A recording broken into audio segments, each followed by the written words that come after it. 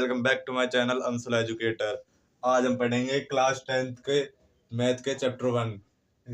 पहले हम पढ़ते हैं उसका इंट्रोडक्शन। इंट्रोडक्शन में फंडामेंटल थ्योरम पढ़ते हैं। देखेंगे कि फंडामेंटल थ्योरम होती क्या है। पहले इंग्लिश में हम समझ ले रहे हैं। Every composite number can be expressed as a product of primes and this factorization is unique. यानी कोई भी कंपोजिट नंबर को हम प्रोडक्ट ऑफ प्राइम में एक्सप्रेस करते हैं या कर सकते हैं। यानी कोई भी कंपोजिट नंबर को हम प्रोडक्ट ऑफ प्राइम में एक्सप्रेस कर सकते हैं उसके फैक्टराइजेशन को। और जो उसके फैक्टराइजेशन होंगे वो यूनिक होंगे, सबसे अलग। जैसे 2 यूनिक है, 3 यूनिक है, और ये सब प्राइम नंबर है। किसी भी कंपोजिट नंबर के फैक्टराइजेशन प्राइम नंबर होंगे और वो यूनिक होंगे। और सेकंड बात ये है एलसीएम, लार्जेस्ट नंबर। एलसीएम जो आएगा दो संख्याओं का, दो नंबरों का, वो ना लार्जेस्ट होगा, उन संख्याओं से बड़ा होगा। और एचसीएफ जो आएगा वो छोटा होगा उन दो नंबरों से। इसलिए यहाँ स्मॉलेस्ट नंबर लिखा है। एलसीएम एलसीएम और एचसीएफ में बहुत बार कंफ्यूज हो जाते हैं, ये इसलिए लिखा है। वैसे ये कॉमन सेंस वाली बात है, खुद ही समझना पड़ता है। और एक फॉर्मूला पढ़ना है कि first number into second number is equal to HCF into LCM. यानी दो नंबरों का एचसीएफ और एलसीएम का प्रोडक्ट और उन दो नंबरों का प्रोडक्ट बराबर होता है। और ये वेरिफिकेशन में काम आने वाला है। तो अब बढ़ते हैं हम एक्सरसाइज 1.1 के क्वेश्चन नंबर 1 की तरफ। बढ़ते हैं क्वेश्चन नंबर 1 की तरफ। क्वेश्चन नंबर 1 में पहला क्वेश्चन है 140। पहले क्वेश्चन नंबर 1 के हेडिंग पढ़ते हैं। एनसीईआरटी की बुक खोल लो फटाफट जल्दी से। तो क्वेश्चन नंबर 1 में कह रहा है express each number as a product of its prime factor. हमें हर एक नंबर को उसके प्राइम फैक्टर के प्रोडक्ट में एक्सप्रेस करना है। कुछ नहीं करना है, बस फैक्टराइजेशन मेथड यूज करना है जो छोटी क्लास में पढ़ा है। 140 है ना, तो पहला क्वेश्चन यही है पहले का। 140 को कुछ इस तरीके से लिखना है। 2, ये तो सभी को आता होगा करना।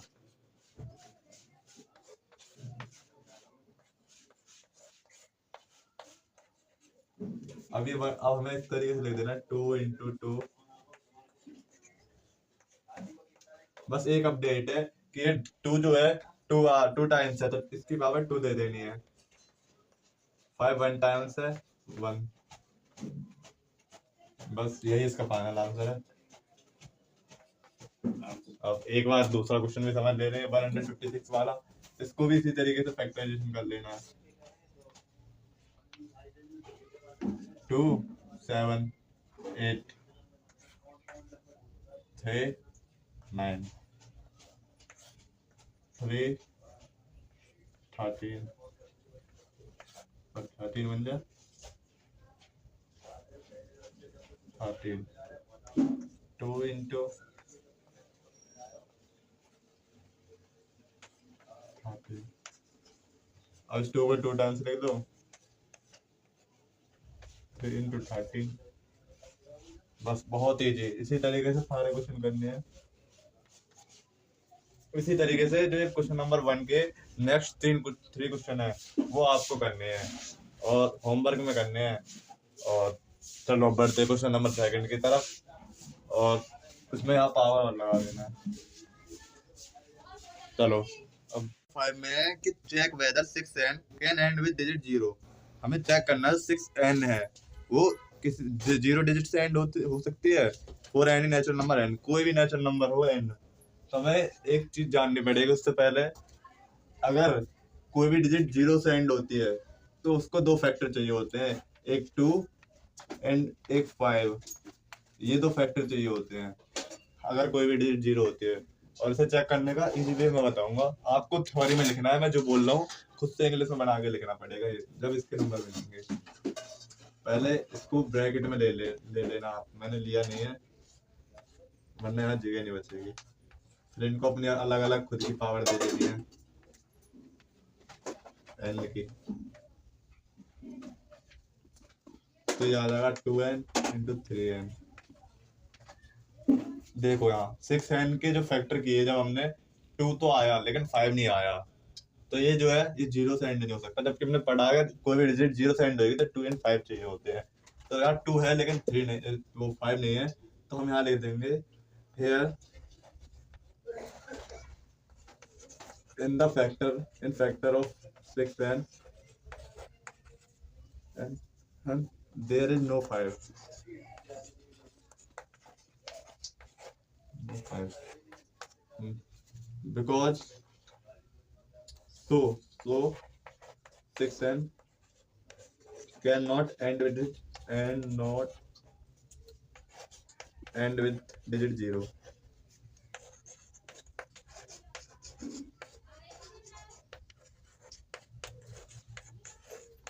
और एक चीज और यहाँ लिख देनी है, वी नो दैट, हम जानते हैं कि, आप तो ये लिख लोगे, we know that any number end with digit 0 it must have factors 2 and 5.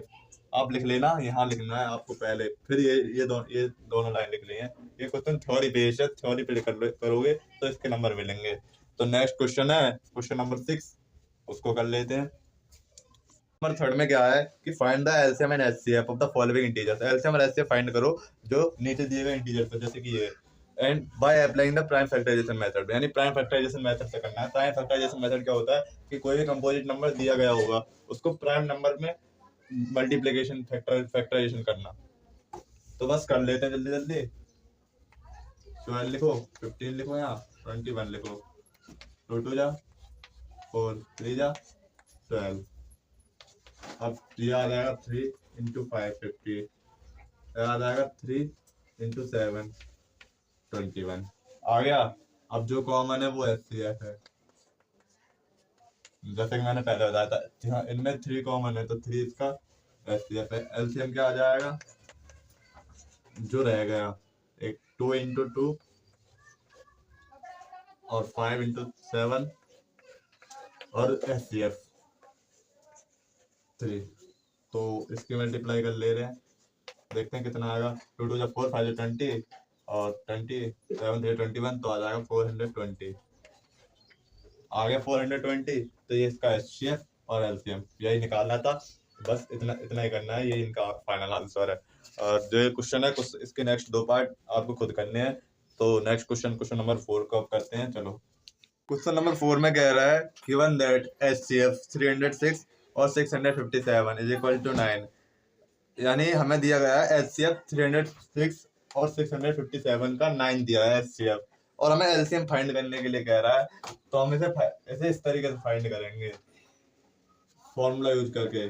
First number जो हमने इंट्रोडक्शन में पढ़ा था, ये ना formula, into second number equal to HCF into LCM. ये फॉर्मूला यूज करके हम निकाल लेंगे इसका एलसीएम। क्यों नहीं निकाल सकते, निकाल सकते हैं। 306 इंटू 657 इज इक्वल टू 9 और इंटू एलसीएम। अब निकाल लो, कुछ नहीं करना, 9 को इससे काटेंगे तो ये आ जाएगा 9 से 27, 9 4 36, तो आ जाएगा 34 into 657 equal to LCM. Multiply कर लो, आंसर आ जाएगा।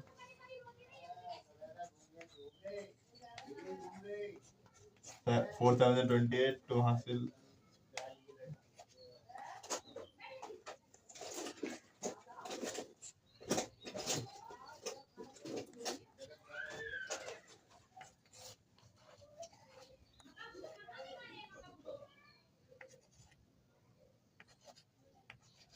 तो इसका एलसीएम आ जाएगा 22, 33 और 8। ये इसका एलसीएम आ जाएगा, यही इसका फाइनल आंसर आ जाएगा। और हो सके तो फाइनल आंसर को ब्रैकेट में रखने की आदत डालो, इस चीज के भी नंबर होते हैं बोर्ड के पेपर में। तो बस क्वेश्चन नंबर 4 खत्म। अब अपने नेक्स्ट क्वेश्चन नंबर 5 की तरफ बढ़ते हैं। तो क्वेश्चन नंबर 5 जो है थोड़ा सा हिचकिचा है, वरना क्वेश्चन अच्छा है वो भी। नंबर 6 में क्या है कि जो ये नंबर दिया है 7 into 11 into 13 plus 13, ये पूछा है कि ये कंपोजिट नंबर है, ये चीज हमें चेक करनी है।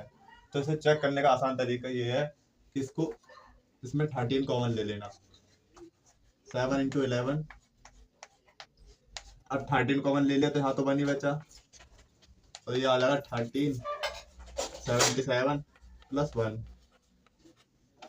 13 into 78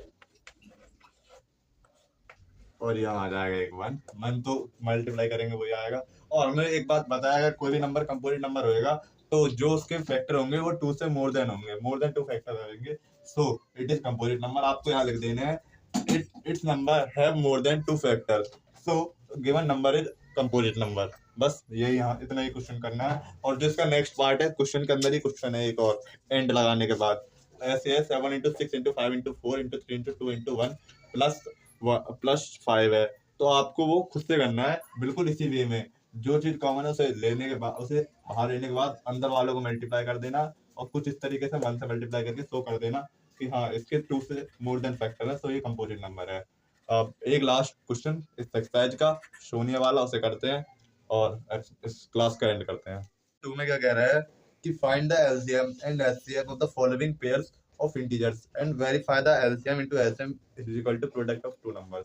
यानी हमें एचसीएफ और एलसीएम निकालना है दिए गए इंटीजर्स का, बोलते हैं नंबर्स का, और वेरीफाई करना है कि एलसीएम और एचसीएफ बराबर इक्वल है इन दोनों के नंबर्स के प्रोडक्ट का। तो करते हैं, और ये फॉर्मूला हमने पढ़ा भी है इंट्रोडक्शन में। यहाँ सॉल्यूशन के लेना है 26, 91, 2 into 13, 7 into 13, जो कॉमन है वो एचसीएफ है, एचसीएफ आ जाएगा 13, एलसीएम ले लो, एलसीएम जो रह गया पहले उसे कर लो, और जो एचसीएफ आया उसे मल्टीप्लाई कर दो, तो ये आ जाएगा 182। हाँ इतना ही आएगा ये 182। बस एचसीएफ निकल गया, एलसीएम निकल गया, तो ये हो गया। और एक ये चीज कही थी कि वेरीफाई करो एलसीएम और एचसीएफ का प्रोडक्ट और इन दोनों नंबर का प्रोडक्ट इक्वल है। तो हमने फॉर्मूला तो पढ़ा ही था, तो पहले लिख देना है फर्स्ट नंबर, जो फॉर्मूला हमने इंट्रोडक्शन में पढ़ा था, into second number equal to HCF into LCM. आप लिख लेना है, यहाँ स्पेस नहीं है, इस वजह से हाँ जैसा लिख गया वैसे ही ठीक है। 26 इंटू 91 इक्वल टू 13 इंटू 182। अब इन दोनों को मल्टीप्लाई कर लेना और इन दोनों को मल्टीप्लाई कर लेना।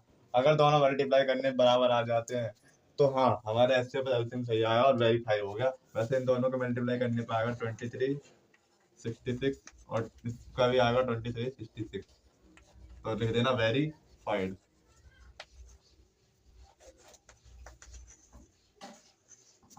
और क्वेश्चन नंबर सेकंड के जो नेक्स्ट दो पार्ट है वो आप करना अपने घर से रफ कॉपी में। तो अब हम बढ़ते हैं नेक्स्ट क्वेश्चन, क्वेश्चन नंबर 3 की तरफ। क्वेश्चन नंबर 7 है, इसमें क्या कह रहा है, पहले एनसीईआरटी की बुक खोलो जल्दी, मेरे साथ साथ रीड करना। There is a circular path around a sports field. एक सर्कुलर पाथ है एक स्पोर्ट्स फील्ड के अराउंड में, जिसमें Sonia takes 18 minute to drive 1 round of the field. Sonia जो है 18 मिनट ले रही है एक राउंड को पूरा करने में उस फील्ड के, और वाइल जबकि Ravi takes 12 minute for the same. Ravi 12 minute ले रहा है उस 1 राउंड को कंप्लीट करने में, और उसी same. Suppose they both start the same pointing. Suppose करो कि वो दोनों एक साथ स्टार्ट करते हैं और एट द सेम टाइम, और उसी सेम समय पे दौड़ना, and go in the same direction में जाएं, तो after how many minute will they meet again at starting point.